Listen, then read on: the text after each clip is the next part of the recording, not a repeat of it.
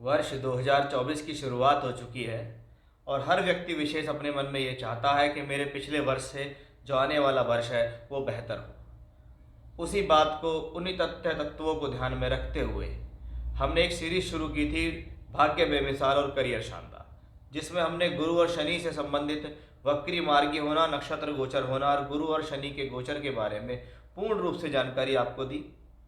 बहुत सारे लोगों ने उसको देखा, सराहा और अच्छे अच्छे कमेंट्स भी आप सभी के आए हैं उस पर।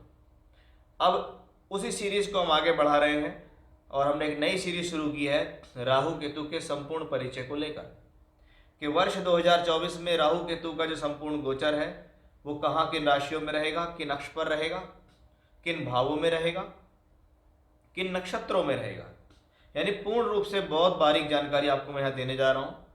मायावी राहु और मोक्षकारी केतु। माया का संबंध राहु से है, जहाँ भौतिक सुख संसाधन है, मौज मस्ती है, जुआ है, सट्टा है, लॉटरी है, पैसे की अधिकता है, वहाँ कहीं ना कहीं राहु है। और जहाँ छुपावट है, जहाँ मोक्ष है, जहाँ आध्यात्म है, जहाँ दान धर्म की बातें हैं, वहाँ कहीं ना कहीं केतु की स्थिति को देखा जाता है। अब ये दो प्लेनेट दोनों एक दूसरे से 180 अक्ष पर चलते हैं, एक दूसरे के आमने सामने होते हैं। जिन ग्रहों की राशियों में होते हैं उनके अनुसार फल देते हैं, जिन भावों में होते हैं उनके अनुसार फल देते हैं, अपने खुद के स्वभाव के अनुसार फल देते हैं।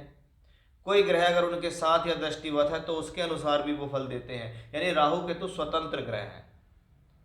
वो कहते हैं कि भाई जैसे मैं माहौल में हूँ मैं वैसा हो जाता हूँ, मैं खराब माहौल में हूँ तो बहुत खराब हो जाता हूँ, मैं अच्छे माहौल में हूँ तो मैं बहुत अच्छा हो जाता हूँ। इसलिए राहु केतु बहुत बड़ा राजयोग धनयोग भी दे सकते हैं और राहु केतु आपको जीवन में गर्त में भी ले जा सकते हैं। खास तौर पर वो लोग जिनकी कुंडली के अंदर वर्तमान समय में राहु केतु से संबंधित दशा अंतर प्रत्यंतर चल रही है, उनके लिए ये गोचर की जानकारी और खास हो जाती है। तो आइए करते हैं शुरुआत राहु केतु के संपूर्ण परिचय की। वृश्चिक राशि या वृश्चिक लग्न के जातक इस वीडियो को देख सकते हैं, समझ सकते हैं। जय श्री राम। मैं पंडित आशीष शर्मा आपके लिए लेकर आया हूं राहु केतु से संबंधित एक विशेष जानकारी, या इसको हम विशेष शोध कह सकते हैं, जो आपके जीवन में पूर्ण रूप से बताएगा कि 2024 का राहु केतु को आप किस नज़रिए से देखें, वो किन नक्षत्रों में जाकर आपको क्या देने वाला है। आप वीडियो को देखिए, समझिए। वीडियो आपको अच्छा लगता है तो चैनल को सब्सक्राइब करना ना भूलें, बेल आइकन दबाएं, क्योंकि हमेशा से मैं इस तरीके की वीडियो आपके सामने देता रहता हूं। तो आइए करते हैं शुरुआत आज के इस वीडियो की, कि हमने देखा वर्ष 2023 के अंदर ही राहु केतु का राशि परिवर्तन हो गया था 30 अक्टूबर के आसपास। वो राहु केतु कन्या राशि और मीन राशि के अंदर आ गए। अब बहुत मोटे सूत्र में राहु केतु को समझो। राहु 5वें घर में है, केतु एकादश घर में है, यानी जहां पर वो बैठे हैं वो 5-11 का अक्ष है।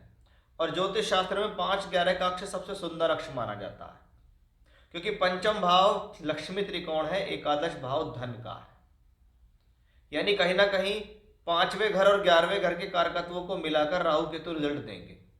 अब 5वां घर विद्या है, बुद्धि है, शिक्षा है, संतान है, मंत्र सिद्धि है, लक्ष्मी त्रिकोण है, आपकी बुद्धि, आपके निर्णय है। तो एकादश भाव है प्राप्तियों का, लाभ का, फायदे का, जीवन में आगे बढ़ने का, प्रमोशंस का, तरक्की का। मैंने जो किया वो पाया, मेरे कर्म का धन 11वें घर में आता है, क्योंकि ये 10वें से दूसरा स्थान है। तो यहां पर राहु केतु बैठ गए तो एक बात बहुत मोटे तौर पे समझ में आ गई कि भी राहु और केतु दोनों ग्रह आपस में मिलकर पंचम और 11वें से संबंधित शुभ फल देने आ रहे हैं। अब इसको विस्तार से हम राहु और केतु दोनों तरीके से समझते हैं। हमने देखा राहु पंचम भाव में। सबसे पहले राहु देखा पंचम भाव, जिसको हम लक्ष्मी त्रिकोण, विद्या, बुद्धि, शिक्षा, संतान का भाव कहते हैं। वहां पर राहु आया, वहां पर राहु केतु अक्ष बना, यानी ये जो प्लेनेट हैं ये 1 से 1.5 वर्ष के अंदर आपको गर्भधारण या संतान से संबंधित स्थिति को देने में सक्षम है। दूसरी बात, राहु पंचम भाव में है, पंचम भाव बुद्धि का है। बुद्धि स्थान पर राहु त्रिकोण भाव में बैठे हुए हैं। इसका मतलब जो लोग शेयर मार्केट में इन्वॉल्व हैं, जो लोग जुए सट्टे लॉटरी में इन्वॉल्व हैं, जो लोग सट्टा बाजार में हैं, जो लोग बैटिंग में पैसा लगाते हैं, उनके लिए राहु कहीं ना कहीं बेहतर हो जाता है, क्योंकि त्रिकोण भाव में राहु हो, उस पर कोई दुष्प्रभाव ना हो, तो ऐसा प्लेनेट बहुत अच्छे फल देता है।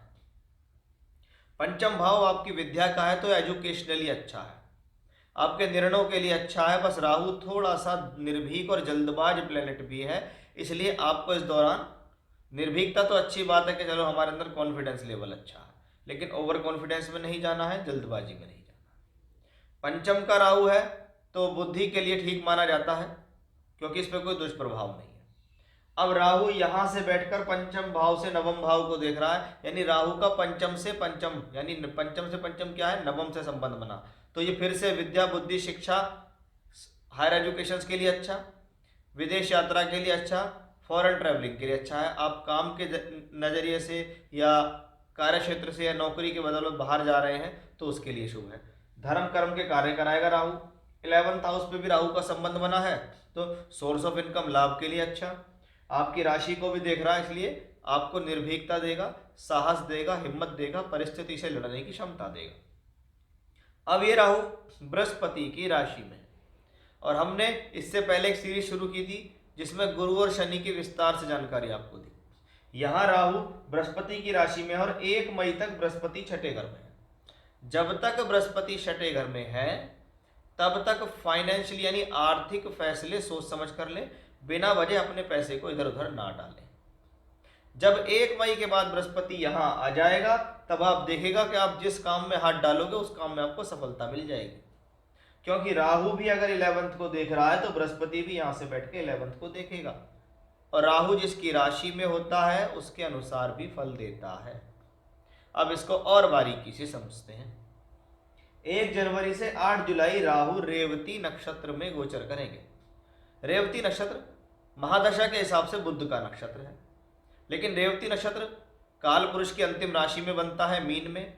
अंतिम नक्षत्र है वो रेवती, इसलिए ये रेवती नक्षत्र का मतलब है पूर्णता का नक्षत्र, सफलता का नक्षत्र, किसी भी कार्य विशेष को सक्षम करने का जो नक्षत्र है वो रेवती नक्षत्र है।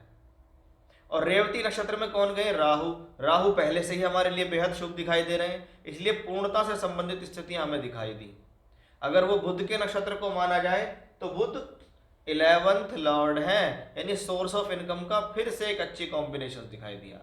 8th हाउस से कनेक्शन है तो इसको कहते हैं अचानक से धन कमाने का योग, पैतृक संपत्ति से फायदा मिलना, फंसा हुआ पैसा वापस मिल जाना दिखता है। उसके बाद ये राहु 8 जुलाई से 30 दिसंबर तक समझ सकते हैं, लास्ट तक आप उत्तरी भाद्रपद नक्षत्र में रहेंगे। उत्तरी भाद्रपद नक्षत्र किसका है, नक्षत्र लॉर्ड क्या है, शनि है, और उत्तरी भाद्रपद नक्षत्र भी कहीं ना कहीं परिपूर्णता का सूचक नक्षत्र है। आज जब इन नक्षत्रों के बारे में पढ़ेंगे तो आपको पता लगेगा कि उत्तरी भाद्रपद नक्षत्र श्रम का नक्षत्र है, मेहनत का नक्षत्र है, किसी भी कार्य में हाथ डाल के सफलता का नक्षत्र है। मेहनत भले ही कराएगा क्योंकि इसका शनि से संबंध है। अब तीसरे घर में का मालिक है शनि, तो ट्रैवलिंग से फायदा। चौथे घर का मालिक है तो भूमि, जमीन, जायदाद, प्रॉपर्टी से संबंधित कार्यों से भी फायदा मिल जाता है। ऐसी स्थिति में हम कहते हैं 8 जुलाई से दिसंबर के अंत तक जब राहु उत्तरी भाद्रपद नक्षत्र में जाएगा, यानी कुल मिलाकर प्लेनेटरी पोजीशंस अपने आप में बेहद खास और शुभ दिखाई दे रही है। अब आगे बढ़ते हैं, अब केतु के बारे में समझ लेते हैं। 11th हाउस में केतु, शास्त्र कहता है अशुभ ग्रह अगर एकादश भाव में बैठते हैं तो वो आपकी इच्छाओं को कंट्रोल करते हैं, आपका काम में ध्यान लगाते हैं, आपको सोर्स ऑफ इनकम देते हैं, आपकी अड़चनों को दूर करते हैं। 11वें घर में कोई भी प्लेनेट गया है तो वो खाली हाथ वापस नहीं आया। अशुभ ग्रह जाते हैं तो ज़्यादा बढ़िया होते हैं, शुभ ग्रह जाते हैं तो कोई इतने बढ़िया नहीं माने जाते, क्योंकि ये मेलेफिक्स भाव है। 3, 6, 11 भाव त्रिषड आय भाव हैं, इनको हम अशुभ भाव भी कहते हैं। लेकिन वहाँ पे गया हुआ तो केतु है या राहु है, सूर्य है, शनि है, मंगल है, ये बेनिफिक है, शुभ है। अब केतु 11th हाउस में गया, इसका मतलब सीधी बात है कि केतु आपको लाभ देने वाला ग्रह बन गया, क्योंकि ये भी मैंने आपको पंचम और 11 का कनेक्शन बताया था कि भी राहु केतु नेक्स्ट बनाया, प्रमोशन देंगे, फायदा देंगे, लाभ देंगे, तरक्की देंगे, आपके जीवन में सोर्स ऑफ इनकम बन जाएगा। वो सब कुछ कहाँ से आता है, 11th हाउस में बैठे हुए केतु से दिखाई दे रहा है। अब केतु क्या है, धर्म का, आध्यात्म का और मोक्ष का प्लेनेट है। तो आपका 11वें घर में केतु है तो क्या करेगा, आपसे सात्विक रूप से धन कमवाएगा। ऐसा प्लेनेट आपसे बिना वजह का धन नहीं कमवाएगा। ऐसा प्लेनेट आपसे चोरी चकारा, झूठी बेईमानी का पैसा नहीं खाने देगा आपको, क्योंकि मैं तो ईमानदारी से कमाऊंगा, दान धर्म से कमाऊंगा। ये केतु का स्वभाव है। छुपावट भरा केतु है, 11th हाउस में है। आपको जितनी भी इनकम हो रही है आप उठा के चुपचाप जेब में रखेंगे, किसी से कोई नहीं बताना कि जी मुझे कितने का फ़ायदा हो रहा है, मैं कितने प्रॉफिट में चला गया, या मैंने आज कितना काम कर लिया। कोई पूछेगा तो बस भाई साहब दाल रोटी चल रही है। ऐसे स्वभाव हो जाते हैं लोगों के, कुछ समय के लिए भी कह सकते हो चाहे से, क्योंकि केतु यहाँ 1.5 साल के लिए आया, लेकिन अपनी इनकम को छुपाने का हुनर भी आपको ये देगा।